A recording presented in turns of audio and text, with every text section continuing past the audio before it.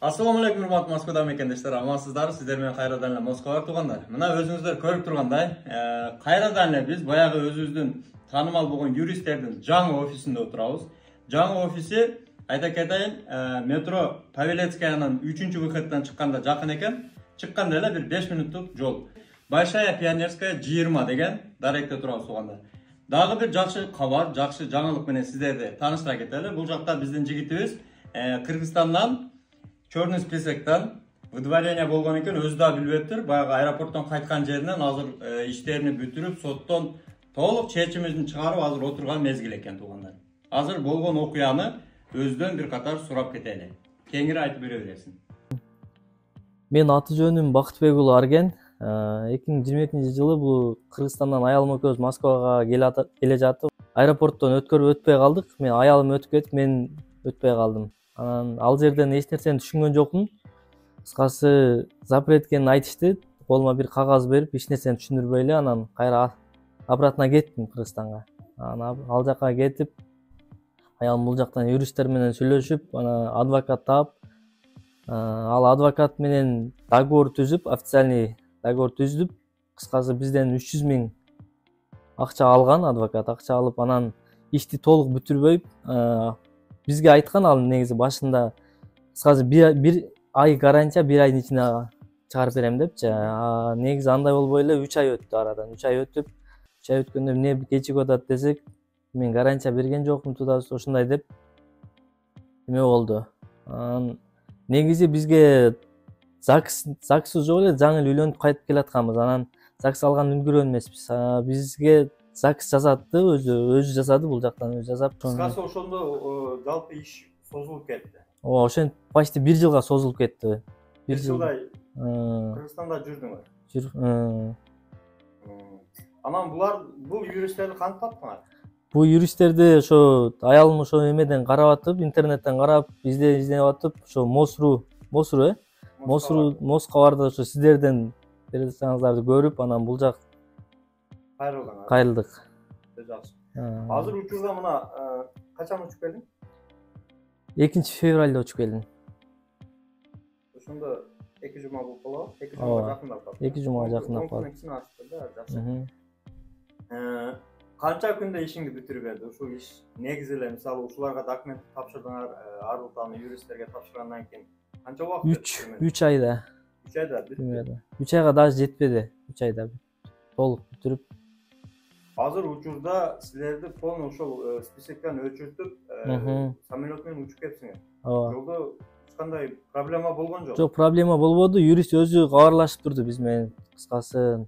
Чалышып сурашты да. Ошол эменин причинасын билдиңби? Черный списокко кирип калган кандай экен причинасы? Эмнеден болду? Кыскасы ошо административный штрафтарым бар экен, бир 2-3. Ошонун негизинде киргизип коюптур. Штрафтын негизинде? 2ден ашык экен да? 2 деди, 2 штрафым бар экен. Сен аны мурун билебедиңби штраф? Өзүм негизи штраф жазган бирок төлөгөм, бирок ошо административный штраф бар, базага кирип калат деп ошентип түшүндүрдү. Кандай штрафтар эле ошолор? Ошо бирөөсү за хулиганство дейт, анан бирөөсү ушу метродон деди го. Метродон белек төлөбөгөндө? По-моему, ондой болгон эмес бизде негизи, бирок ошондой штраф бар экен деди. Өзүң билбейсиңби протокол жазылганын? Жок, аны билбейм точно. Ошондо азыр сен кайтканыңдан бери почти 1 жылда кепсиң да? Почти 1 жылда, 1 жыл 1 айда келди. Той Кыргызстанда болду? Той Кыргызстанда болду. Документтерин бүтүрүп алдыңбы, келип? Документти бүтүрдүк, келип эле. Документ боюнча аябай так болуп калдык окшойт. Эмени Москвада өзүң эмне жумуш кылат экен? 22-ге чейин да келгенсиң да, туурабы? Москвада стоматологияда иштейм бул жерде. Кыргыздардын. Кайсы метрода иштейсиң? Метро Автозаводскаяда. Биздики да реклама. Баягы немелер менен иштедик ошо. Байыш беле ким эле мурун? Байыш. Автозаводская 6 беле? 17. Реклама болуп кетти да. Жагын kesip koyuyoruz. Так, анда куттуктайбыз, келишим менен куттуктайбыз. Эми bundan buyagына буйруса өзүңө сак документке так болуп жүрөсүң эми. Ооба, Кудай кааласа. Рахмат. Азыр мынау кызбы колунда балабы? Уул. Уул, аты ким? Салман ата. Салман, өмүрлүү болсун. Рахмат. Бактылуу болгула эки дүйнө. Рахмат. Алла разы болсун сиздерге да, ишиңиздерге ийгилик. Всем привет, друзья! Сегодня приехали мои клиенты, которые обратились ко мне за помощью об обжаловании решения о неразрешении въезда в Российскую Федерацию. Моему клиенту был поставлен запрет на въезд на территорию России отделом по вопросам миграции МВД России. Моего клиента привлекли к административной ответственности и дали вроде бы незначительные штрафы в виде наказания 500 рублей. 2 раза был он привлечен, и этого хватило для того, чтобы отдел по вопросам миграции мог принять такое решение о неразрешении въезда в Российскую Федерацию. Было подготовлено административное исковое заявление, выработана правовая позиция по делу, истребованы необходимые доказательства, представлены его интересы. Выиграли суд, это только лишь полдела. Потом целые 30 дней мы ждали, пока оно вступит в законную силу, после чего взял это решение с отметкой о вступлении в законную силу. Вот такого характера сегодня буду вручать.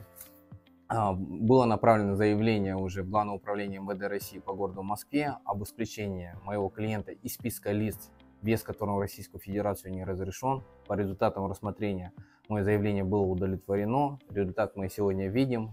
Семья воссоединилась, потому что его супруга, она находилась на территории Российской Федерации. В дальнейшем родился ребенок, и вот сейчас они вместе, то есть семья воссоединилась, что меня очень радует. Сегодня он приехал, я ему рассказал о необходимых обязанностях, которые ему необходимо выполнить на территории Российской Федерации, чтобы не нарушать действующее законодательство и законно пребывать на территории Российской Федерации. Я очень доволен результатом, и если у вас имеются какие-то проблемы правового характера, обращайтесь за консультацией, скажем вам, каким образом необходимо действовать в той или иной ситуации. А своему клиенту хотел бы сказать спасибо за оказанное доверие. Вручаю решение суда с отметкой о вступлении в законную силу о том, что вам решение о неразрешении въезда в Российскую Федерацию признано незаконным, отменено. Вам вручаю, не потеряйте, это важный для вас документ. Спасибо. Все, я очень рад за вас. Андыктан туугандар, эгерде ушундай проблемалар болсо, черный список, 18.8 выдворение, деги эле юристтерге кандайдыр бир суроолор болгон болсо, экранда номерлерди коюп койдук, жазып, кыргызча эле жазсаңыздар, кыздар жооп беришет. Убагында ошол жооп бербеген болсо дагы кыжалат болбоңуздар, алар ошол очередке карап жооп беришет. Андыктан эгерде сиздерде ошондой суроолор туулган болсо, жаза бересиздер. Кеңеш бесплатно.